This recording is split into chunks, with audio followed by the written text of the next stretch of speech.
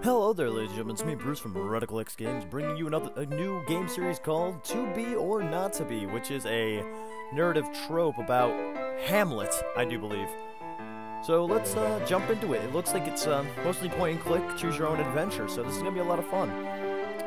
Introduction, William Shakespeare, 1564 AD to whenever he died, was well known for borrowing from existing literature when writing his plays. Romeo and Juliet is pretty much lifted entirely from Arthur Brooks' poem, The Tragical History of Romeo and Juliet. Dude didn't even change the names.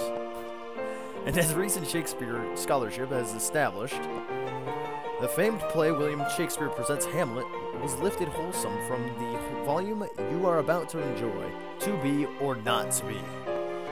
To Be or Not to Be is both the earliest recorded example of the book's as game genre, as well as the first instance ever in the then newish English language that was kicking around of an adventure being chosen by you, the reader. We've gone ahead and added illustrations, plus we've taken the liberty of marking with tiny Yorick skulls. The choices Shakespeare himself made when he plagiarized his book back in olden times. They look like this. They're there in case you wish to put yourself in Shakespeare's shoes, reading this book as he did, stealing plot elements wholesale, and classing up the language as you went go. However, that is not the only way to read this book. Feel free to explore your other options, as each time you read this book, you can go on a different adventure. Okay, so I think what we're gonna do, we'll do 2 different adventures. So 2 episodes of this. Assuming you don't read the book, 3... Oh dear lord, I'm not even gonna try guessing what number that is. Is that a trillion? See, there's the million. Billion, trillion. Is quadrillion a number? Is that a thing? I don't know. I didn't go to college. Times, at which point the adventures will start to repeat, and they'll probably seem pretty familiar long before then anyway. Now, take yourself back into history, when ghosts walked the earth and nobody knew velociraptors were ever a thing. Steel yourself to experience the magic of Shakespeare as it was meant to be experienced, in a detrimentistic narrative structure where you end up thinking maybe you made a wrong decision. So, you mark the pages you were just on so you can always go back and make a different choice if you die for some dumb reason. To be or not to be, that is the adventure. Onward to destiny! Ryan North, noted Shakespeare scholar enthusiast. Choose your character. You have just been born. Congratulations. Good work on that thing. Hooray! Now surprise, babies are boring. So we're going to jump ahead in time to a point where you're an adult and you've already lived a bunch of your life. But I promise most of what we're skipping over is really dull. You ate a lot and slept a lot and made some friends. Tears were shed. Makeouts were totally had, etc. It was a bunch of high school stuff. That awesome stuff starts now. So let's begin, my friend. Remind me again who you are. Are you Ophelia? She's an awesome lady in her late 20s with a calm, competent, and resourceful demeanor. She's got a +1 bonus to science, but she's also got a -1 weakness against water, so heads up. Hamlet? He's an emo teen in his early 30s. He's the Prince of Denmark. Hamlet has a +1 resistance to magic, but there's no magic in this adventure, so this never gets mentioned again as of right now. As of right now! Do I click on him? Oh my god, I can! Oh no, I can't. Hamlet Sr. He's the king of Denmark, 50 years old. He's super good at fighting and leading men into battle in naps. Let's say +1 to each. Look, bottom line, he's an unstoppable machine of death, and should you choose him to be him, you may experience kingly glory. What? I want to play as the unstoppable machine of death. You are King Hamlet. All of Denmark is under your command. Everything's going so great for you. At present, you are in Norway, where just this afternoon you led Denmark's forces to an astounding victory during which you personally killed the Norwegian king. Okay, we gotta stop right there for a moment. This game, so far, has caught my attention. It's really funny. It's kind of reminding me of the Stanley Parable in a way.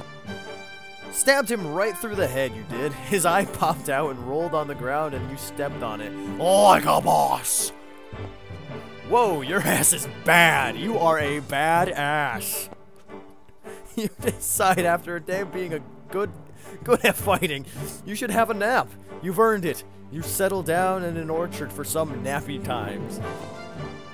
During your delightful rest, your brother pours some poison in your ear and you die.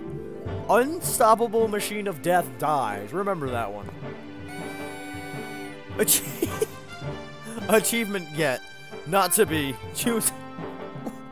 So I got an achievement. Surprise! You didn't know poison worked that way. Ha ha ha. Or ha ha. Wow. You barely made one choice so far and you're dead already. Way to go, champ. You're really good at books, huh? It's just a stellar job you're doing reading your chuckles. The end. What the hell?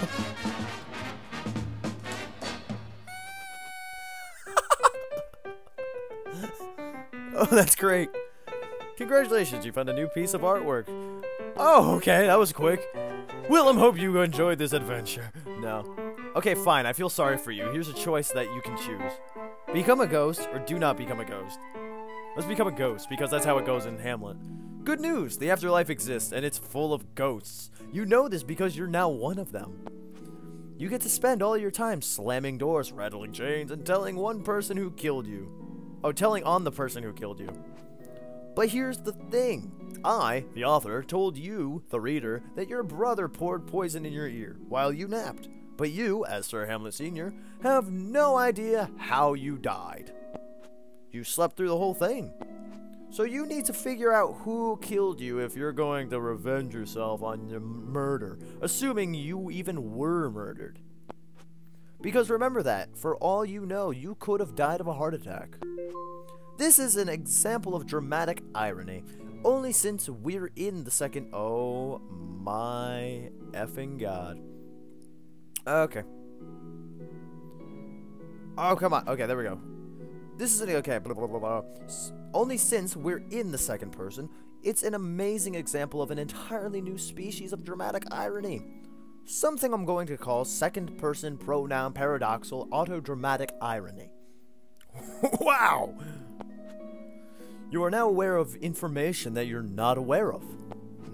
This should be fun. Achievement, this should be fun. What? Invent a new kind of irony. Hey! We're doing good so far. We're inventing things. Except that you died of a heart attack. Listen in on people's conversations and see if any of them talk about you. Talk about how they totally killed you. Yeah, let's do that. You hang around Norway for a bit, trying to listen in on what people are saying. But they're all speaking Norwegian. What? I do not speak Norwegian? Oh, wait, I speak Danish. Because... Oh... You only speak Danish, so understanding Norwegian is a little difficult. It all sounds like Swedish to you. Which actually makes a lot of sense, since Danish, Norwegian, and Swedish are all related North Germanic languages. Descended from early linguistic differentiation between regular Germanic speakers and North Germanic speakers around 200 AD. You nod your head, agreeing that all of this is both accurate and extremely interesting. While these three languages are generally supposed to be mutually intelligible, you find you can understand Norwegian speakers only if you're concentrating, which you are. And if they're speaking slowly and clearly, which they're not, as everyone is running around upset about war and all these kings getting killed. Ironically, Norwegian speakers can understand Danish easier than Danish speakers understand Norwegian speakers, but that doesn't help you at all. Doesn't help me at all. That would only be useful to you if you were playing as the Norwegian king whose ghost has stowed away on your army's boat, headed back to Denmark. Oh! But I haven't given you that option, even though it would be extremely awesome. If you are wondering what happens to this vengeful Ghost King, I can tell you only this. The answer exists in your imagination. But here's the good news. It turns out written Danish and written Norwegian are actually pretty similar. So you spend the next several nights haunting people quietly, and reading their diaries while they sleep peacefully in their beds or hayfields. And you don't know this, but ghosts do this all the time. Ghosts just love sneaking a peek at the secrets of the living. It takes a while, but you finally find the diary of someone who wrote on the day you died that she was wandering by a garden, minding her own business, when she saw some Danish guy pour something in some other Danish guy's ear. Hey, that sounds like that could have been you. But remember, you don't know that's exactly what happened to you because of the new irony we invented.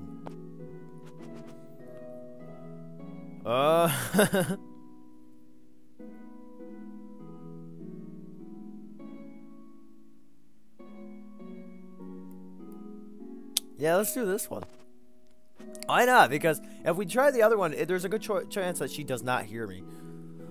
You grab a piece of paper and write down the words, "Hey, I'm not here to kill you. I just want to know about that murder you maybe witnessed."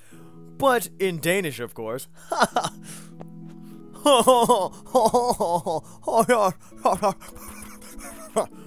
You gently shake the woman awake while holding the piece of paper up in front of her.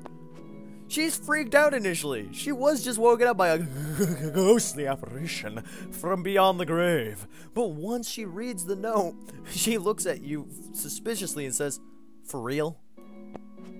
You flip over the paper and write, "Yeah, I'm the guy that got killed maybe, and I guess I want to revenge my death or whatever. But please, speak slowly, as Norwegian is not my native tongue. I'm from Denmark." "Oh," the woman says in Danish, "I speak Danish too." "Kick ass," you reply. She tells you what she saw and gives you a physical description of the guy. Unfortunately, the man answering to her description could only be one person: your brother Claudius. Congratulations, my king. You now know what you know, so that whole second person pronoun paradoxal autodramatic irony thing has been slain. 500 experience. Hooray! Now we have a new quest. Revenge yourself on Claudius. You have been rewarded 500 experience points. Plus you've unlocked a new quest. You're feeling pretty chuffed about this whole situation. Okay, let's revenge your death. Your murderer is getting away with it in Denmark. Let's just swim or a ghost. It's like 200 kilometers between the two nations. You know that, right? Apparently not. So you start to swim back to Denmark, but it's a lot of work to keep your body corporeal so that you can swim. So eventually you get tired and stop. For a while you float above the water, but that gets boring, so for most of the journey you float down an ocean and travel along it. Hey, there's a sunken pirate ship here. Hey, there might be treasure in it. No, ignore it. I must go to Denmark. You make it back to Denmark. The first thing you want to do is track down your brother and take revenge. Turns out, that's really easy because he's the first place you check, the royal court. He's there with your widow, Gertrude. Weird, they're actually all close and stuff. Oh well, he's probably just trying to comfort her after untimely death. Haha, brothers are really great, even though they kill you with poison in the ear. Even though I didn't know poison worked like that. I got 500 experience. Though, maybe not. Listen in on what they're saying, ignore what they're saying. I'm certain there's nothing untoward going on. Listen, hey Gertrude, says Claudius. I sure am happy that we married each other, even if it was so soon after your first husband died under mysterious circumstances. Whoa, that certainly was, in terms of exposition, a very efficient sentence. You decide instantly that your initial revenge plan: haunt a mirror so that instead of Claudius's reflection, he sees you. And then you mirror his movements so he's not really sure what's going on. Tee-hee. Is needlessly complex and stupid. Dude killed you and married your widow. Since you are from olden times, you have an extremely old-fashioned sense of ownership over female sexuality. So this really gets stuck in your craw. I'm gonna stop for a little bit here, because this, I just have to talk about how funny this game is. It really is. It's hilarious. And like I said, I'm gonna be doing 2 endings. I'm not gonna do all of them. Instead of spooking Claudius, you decide to kill Claudius, complete the quest. Get your son to kill Claudius instead. I can move objects. I might as well just kill him myself. Kill Claudius. This is awesome. And it's going to go great, because who better to know how to kill someone than someone who has recently been through that getting killed to death process themselves. You wait till Claudius is sleeping next to your widow, then wake him up by tapping him on the forehead a bit. Hey, it's me, you whisper, your brother, the one you murdered. Ah, crap! Claudius whispers back, ghosts are real? Real pissed at you anyway, you reply. Listen, I'll cut to the chase. We are from a time where an eye for an eye is considered to be a good thing to build a justice system around, so I am here to kill you. How? Claudius asks, his eyes wide, terrified. Ah, jeez, so many questions. You say, counting them off on your fingers. I could startle you and make you have a heart attack, but that takes time. I could throw a pot at your head until you die, but that lacks grace. Instead, check this out. You move your ghost body so it's floating right above Claudius. He stares at you, his eyes wide. I'm sorry, he whispers. Way too late for that, you reply. You lower yourself to him, face to face, and keep going. His face dominates your field of vision, and then you're inside his skull, inside the pink of his brain, his blood darkly obscuring your sight. What the fuck did I just walk into? You sink slowly deeper and deeper into him, lining up your ghost body with his regular body until you are just about occupying exactly the same space. Then you make yourself corporeal. What happens next happens too quickly and with such force that it's hard to describe, but Claudius explodes everywhere, captures most of it.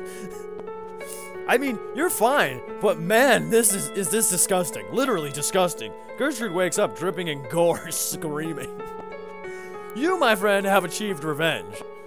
You roll over and onto your back and apologize to Gertrude. You explain over her screams what happened, and you tell her that you still love her even though she married your brother mere weeks after you died. But you can't be with her anymore, you say. You tell her that you need to go find your own path. Sorry about the bed, you say, floating up through the roof. Yeah, sorry about the bed. I'm sorry about you're covered in like blood and guts. Sorry I murdered Claudius all over you.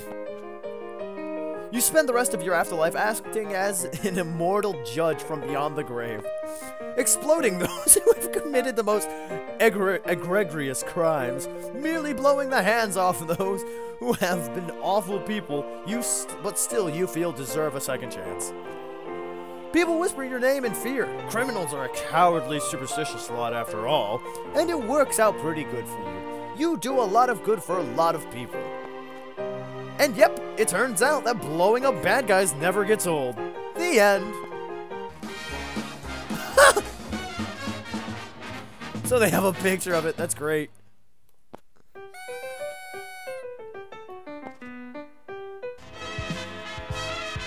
Ha!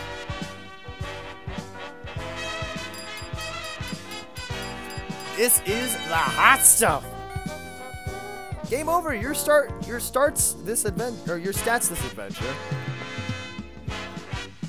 Poisons misused 1. Choices made 11. Times you were 0. Times you were not 1.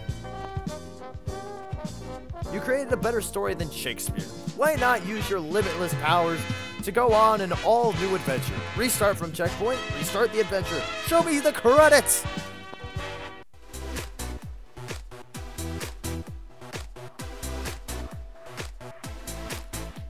Alright. So thank you, ladies and gentlemen. Thank you very much for watching this episode of To Be or Not To Be. Check out the next episode, which will be on tomorrow, of To Be or Not To Be, where I play as either Ophelia or Hamlet. You can check out which one I pick tomorrow. So with that all being said, stay radical, my radicals. See ya!